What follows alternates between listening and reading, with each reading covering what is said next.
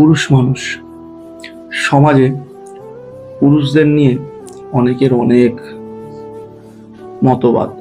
সবাই ভাবে পুরুষ মানুষরা খুব হ্যাপি হয়। তাহলে আজ একটু পুরুষের গল্প বলি। পুরুষ মানুষ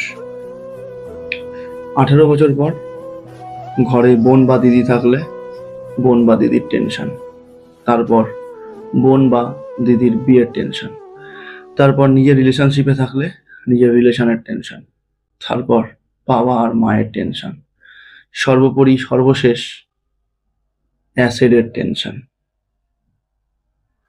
এই শোনো, সত্যি কথা বলতে পুরুষ মানুষরা 18 বছর পর্যন্তই বাঁচে, তারপর জিন্দা লাশ হয়ে যায়। আর সমাজে পুরুষ মানুষের এগেনস্টে আরেকটা জিনিস প্রচলিত, সেটা হচ্ছে ঠকানো।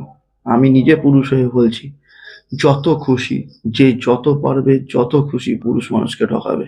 কারণ কি জানো, পুরুষ তো জন্মগতই ঠকে গেছে।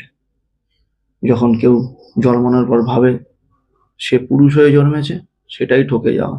যদি কেউ ভাগ্যের সাথে ঠকে যায়, আমি আশা করি তারপর আর কারোর কাছে ঠকলে অন্তত আট যার গায়ে লাগুক, পুরুষ মানুষের লাগবে না।